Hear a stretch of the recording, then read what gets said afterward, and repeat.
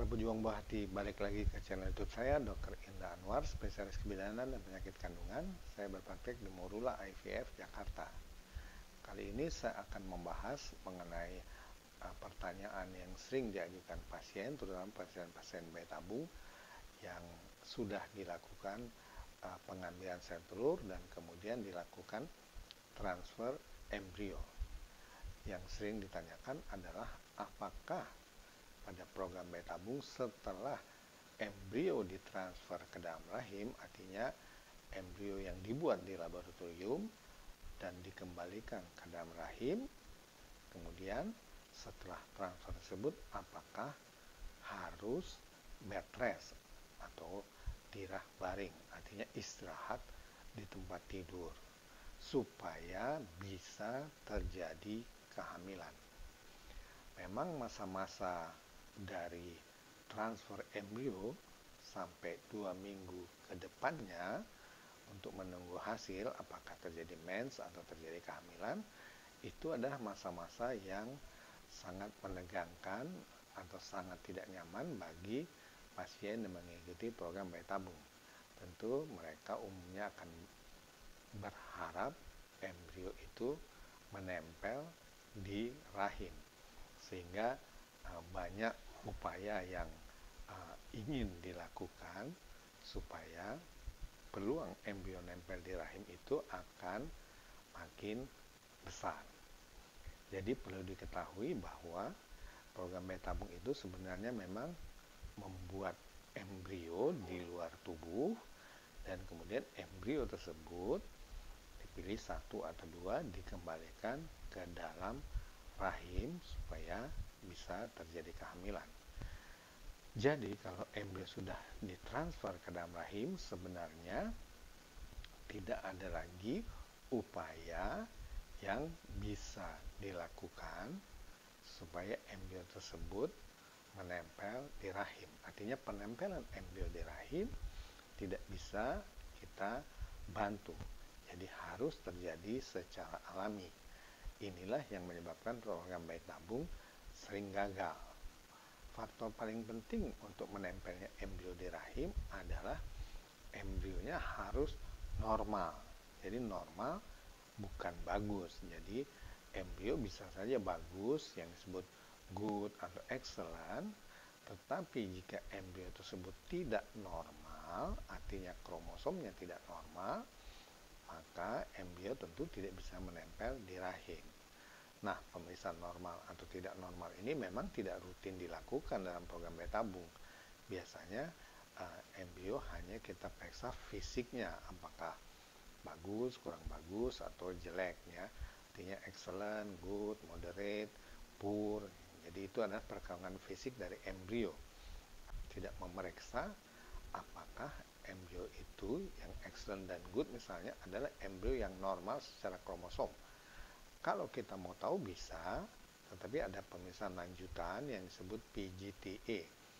Artinya memeriksa kromosomnya secara laboratorium, pre-implantation genetic testing for aneuploidy. Ini bisa dilakukan atas permintaan pasien atau pada pasien-pasien tertentu dianjurkan oleh dokter. Jadi kalau embrio kromosomnya normal, maka kemungkinan menempel di rahim cukup besar. Nah, apakah bed rest pasca embrio transfer tersebut akan bermanfaat untuk meningkatkan peluang embrio di rahim? Sebenarnya itu tidak banyak membantu. Hanya memang karena pasien merasa ada embrio yang dimasukkan ke dalam rahim, karena pada bayi tabung embrio dari laboratorium akan dikembalikan ke dalam rahim melalui vagina, mulut rahim, dan ditempatkan di rongga rahim. Jadi karena pasien menyadari bahwa ada embrio yang dimasukkan ke dalam rahim, sering pasien menjadi khawatir kalau berdiri atau banyak gerak, maka embrio itu akan goyang-goyang mungkin dalam rahim atau akan jatuh, sehingga mengganggu embrio atau menyebabkan embrio tidak bisa menempel di dalam rahim. Jadi sebenarnya embrio kalau sudah masuk ke dalam rahim, dia tidak mungkin lagi jatuh atau tidak mungkin keluar dari rahim. dia harus mengalami proses alami supaya bisa menempel di rahim. Nah, proses alami ini tidak bisa dibantu dengan cara bed rest. Jadi sebenarnya setelah transfer embrio, pasien dianjurkan untuk aktivitas seperti biasa. Hanya setelah transfer biasanya istirahat dulu antara setengah jam misalnya di klinik, baru kemudian boleh pulang. Tapi setelah pulang itu bisa melakukan aktivitas seperti biasa.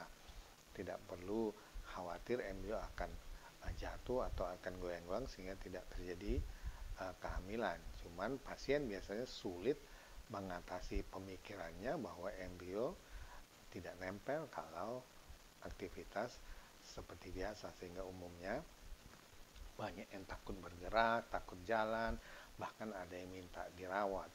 Atau kalaupun di rumah mereka berbaring tidak bergerak-gerak sampai tes kehamilan.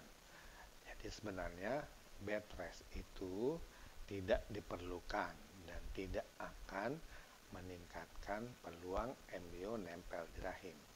Banyak upaya yang dilakukan atau pernah dilakukan untuk berupaya supaya embrio menempel di rahim, seperti pemberian obat-obatan, obat penguat, obat pengencer darah, obat mengatasi sistem imun dan sebagainya, tapi belum ada yang terbukti benar-benar bisa membantu embrio menempel di rahim.